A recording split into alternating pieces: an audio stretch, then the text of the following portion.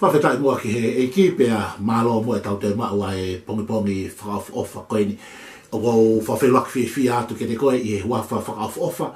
huawha ikona, huawha lava mea, huawha malohi lahi o Siso Kraisi, tai whia mo to mai whana, tako taha katoa pe ke tau Kalofiama ko he pongi tōpere lulu, aho furu maa wha, mai na ko sa nuari ua noa taha ono, pia whakatawange pe, o ko na panga maari e mea kotoa, pia mea pina, ngai tapa ke he kolo pe, toko ke mea mai ki ai ki he reo o e Kalofiama, i he pongi tōpere lulu, taha wha, sa nuari ua noa taha ono. Ko tau Kalofiama ki he pongi ni, ko e kospe, ko e ipiseri ko ia o e weekendi. Ipiseri e weekendi o toa ia, me tohi a ula Kolinito, po e wahe koe hono hofuru maa wa. Te ulau pe ai vesi wha, pia moi ni ma, ko e ipiseri ko ia o e weekendi, ula Kolinito tahau, vesi ula ke taha fok. Ka kohi fo koe tau taimi, ko kore te ulau pe vesi wha, pia moi ni ma, te ulau ia me pāki, motu a pe ko diriu ko ia a wesi. Peheni hono whakarea, ula Kolinito tahau, wha pia moi ni ma, pia ko eni, o ki ai e ngai fuaki kehe, kako lau maari e pe taha vesne maa pe o iai e ngahi tauhi kehe kako eiki pe e taha. Ko e talanoa maari e mooni ai apostolo ko Paula ia ula Kolinto pa ke vahe ko hono taha wapa ko kōle ke lau mua eka ula Kolinto pa ke vahe ko i hono hofuru maa wa. He hoko ke taha puaki pia mo e whakakoloa lau ia ko e taimia ke whawhanga i aho lau maari. Ko e whakakau to o ma vesu laki vesau taha.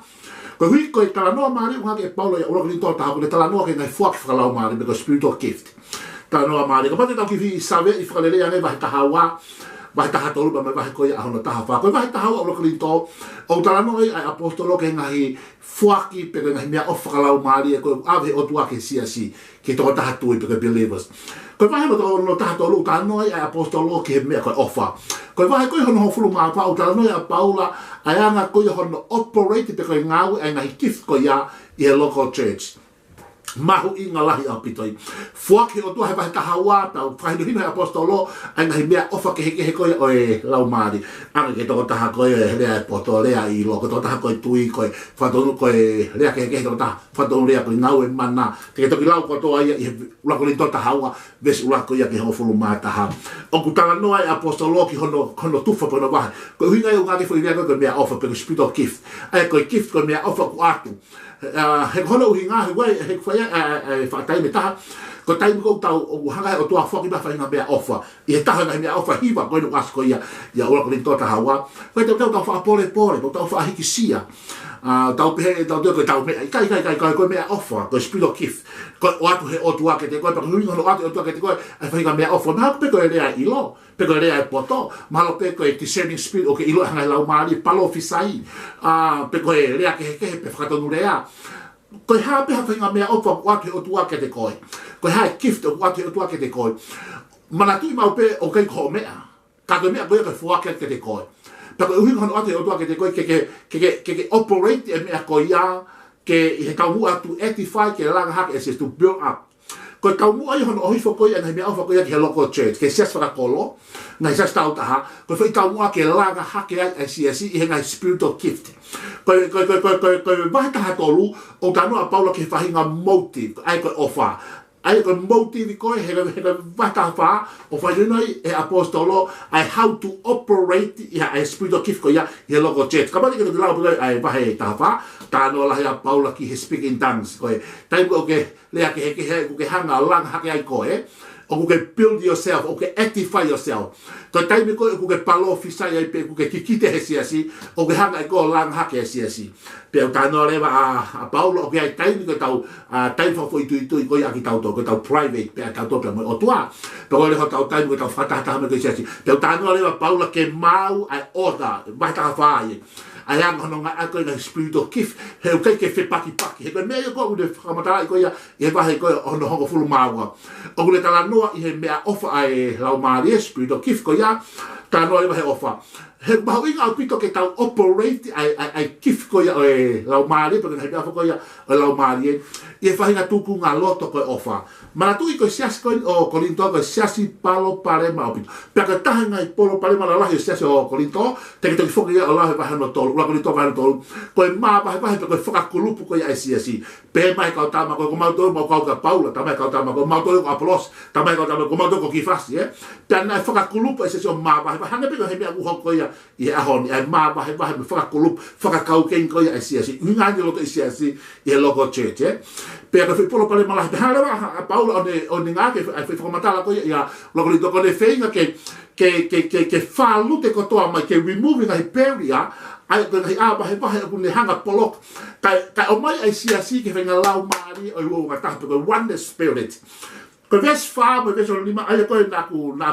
lau ko foi faka kau ko pe he apostolo ko foi ko lau mari ku tahape only one spirit ka ko ngai gift o ke ai ko de formatala hai ko ngai gift ko ya ko ngai mea ofa hi ai ko ha ki foi grupo e tolu pe ko ngai category e tolu ai ngai mea ofa ko ni ko ngai gift ko ya lau mari o te asko i ves o lima pe ko e apostolo o kia e ngai tau hike ka ko egi peta ai ko rea tau hiko se vaniti ai ko ki tau tolu ke kau se vaniti pe kau langa o tau ngau ko to ape ki he eki pe ko lot pe taha ko ha ho ngau ko fa tau pe o ke ngai ka pati to taha ko kuki to taha ko fo to taha ko ve ku au tau pe tau ngau pe i ape pe taha o tau ngau to tong ki tau ke to taha a ko to taha ko eki ai fare ko ki tau tolu ko se vaniti pe kau nanga ko ngai ngau tau ko ngai ngau ke ka ko tau ngau ko toa ko benefit foi ngau ko ya o ngau fa ta pe ki e ko ya fare pe to tau ngau ko ki master to ta ko fe bia kai ko le fe bia kai mai master to ta ko hayan ko le hayan ai bala ai ha bala to ta ko vekiume ko le vekiume ai ma ai fare ai ha to ta ko e ki ke nga we ka ko foi benefit nga wata ko foi lau mari winga apostolo ko lau mari ku tahape one spirit ta foi lau mari ko fa ho alta na koloria pe nga hinau ke to taha ko to taha ko mana to taha ko lea o ilo lea o poto ko to taha ko tui ko aska to formatala i ba ka foi lau mari pe o ku taha o ngawe ke ka ko na ngawe ki he lelei whakaluku fua ai lau mari o Otua. Mara tui ka whai tau mua kono ango ke Siasi, whai tau mua pe taha ke langa hake a Siasi to build up, to edify ke langa. O i kai kia ha ngau e ngai kif ke ne hanga holoki. Kau ki whamanata tu kia te koe tau ngau e whai ke Siasi ko tau langa a Siasi o Otua. O i kai ke tau holoki. Kaya hame o tau whai ke Siasi ko mea o kune holoki, pake ilo o beko hame e pe me Otua. He ko tau mua ko tobe o toke tau langa. Ko ngai mea ofu o te oto ke te koe o atu ke te koe ke hanga build ke langai ai mui koe ai Siasi a individual a every believer ma uinga ke lalanga e nau ngahi mo ui ka koe ngai mea koe ya ko po ke whai aki ia i he off ai koe ofa he vai taha tolu langa li tō taha tolu koe fo emotive o tau operate ai kif koe ya o mai o tua ai spito kif vai taha wa ki he motive ke whakatuunga loto koe ofa vai taha tolu pero veha no taha wha koe how you operate ai kif o spirit koe ya i he loko jet ma ue mea ofa ma ue i he motive i he right motive pero right attitude koe lao pake toki operate o koe talato koe taha pua he koe polo palema koe Siasi koe o Kolinito na nau ma ue spirit o kif kana operate i he wrong spirit ai ko fi ha ko fai he to la he nga mea ko so off ai ko na ai ke ilo ko tama ko sayang ya tama ko na pe he nga lau mari da ko i Siasi ko ya o Kolinito ka hanga e Paula formatala ba ta hawa ikai ko foi lau mari ta hape pe o vahe ai nga hi mea o ko he to ta ko o tau ua he mea ko ya ha ke lang ha o ke he mea ko sai ka ba ke lau e ba ta hawa ko nga hi fraus ko ya ba ta hawa o asia ngai dia ko hana ha apostolo nga ko tau sino ko foi sino ta ka kupu ko ngai me pa o ke ni ma me vai o ke ai hu pe me te ni ngai o ke ngai me pa pe o ke hono ngai fatongia ka ko foi lele pe benefit ko ma o ka te foi ngai ko ya o bu au ko to ke foi sino au ka pi so ke o ke ai ni ma me vai pe ko hina to ke ai ni ma o ke ngau ai ni ma me ngai vai he ko ke ai me pa ko ka koe ngau koe anima koe benefit koe edify ai one body koe ngau koe huku wale ku kehe me nima ka koe ngau o tokoli ki helele ai sino koe uhinga ia ai apostolo foi sino pe e taha ka guahi ai me mi papa kehe o ngau kehe te ringa ngau kehe ai mata ka koe lele o nau hanga o nau input pe o nau luku mai o kau lele ke sino Same spirit, only one spirit. Ko lau mani fi mau ke oneness ya Siasi. Ko tona ha o no gift Pero ko fica me au o he Otua. O fi mau na fa tonga o ke uhinga ke to ke he meta makoi. O tau tatau ko to be ngai kupu pe ngai be bipa. O tau ke he pe ko hi he ke he me ko me bipa ko. Pero ke fa hinga me o ave ke taba ko. Ka ko fa hinga benefit be ngai ini puti o mai. O mai ke hele fa ko fu ko ya Siasi. Ko e polo pare mana ho ko I Kolinito na operate I give a spirit e fa hinga tuku nga loto hala fe au ko hinga e ku rea ke ko ai ke ilo ko mata fa la mari e pe ko ai ke ilo ko pa te ilo mari manori ko hinga e ku ai ko e mana hinga ku ni ma ko lu pa mo mai ko ni mana ko ni mai pe tu pe ngana ko to pe ma Fai I operate a miracle if I hinga wrong attitude. Ko ai ke mahino ko ni ma ke pan ikai. Ko fu ni ma ko o ni ma ko fu ni ma ulia. O ke man ha me ni ma. Ko ni ma Otua. Pe pa la ko to ha tolu. Porque ves ko ya hono pe ko apostolo. No me ves ko ya hono iba we are labor together with God. O ma ko nga fa ta ha mo Otua. Ko tai mo ke hin fa ki ni ma ke ma ki pe fa mo ui. O ke mo ui ho ni ma mo ya.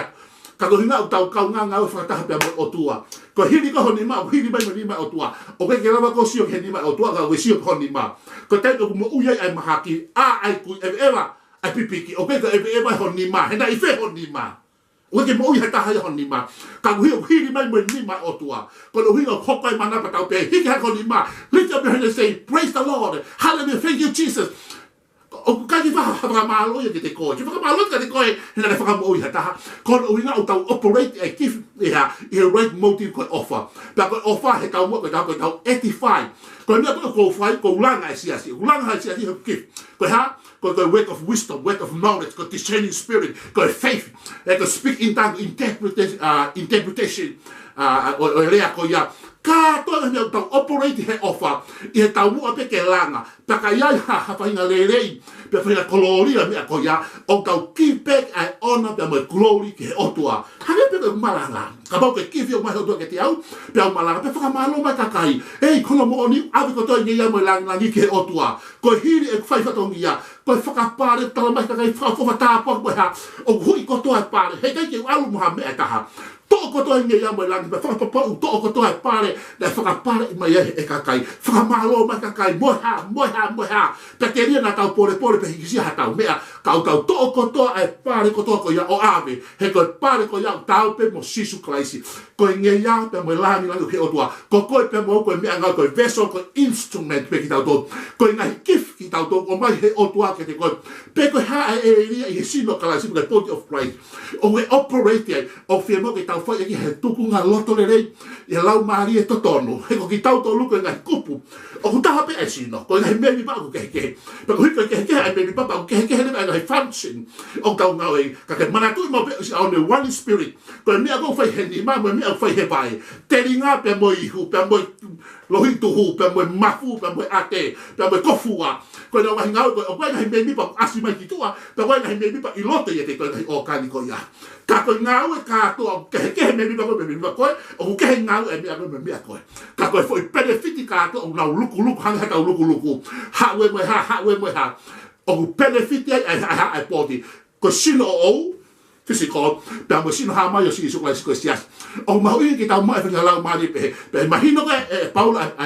por para ma sa Kolinito para fe yo que fa uta ha ma le ma Siasi to ko to ngai me ko to ko ya ngai pe ya ngai ba ko ya kai la ke ta na fa ta ma Siasi la ma di pe ta he ko to ha ke e ki pe ta o tua pe ta pa ta pa ta so pe ta pa ko la ma di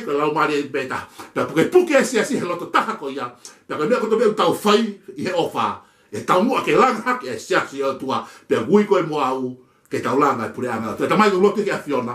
tau begin e ke to ta to pe fa uta ki ma to he ofa pe langa ho Siasi e ngai me ofa ko ke hanga fa ko lo ake ba mo ui ya si so ko al ko mo fa mo ui amen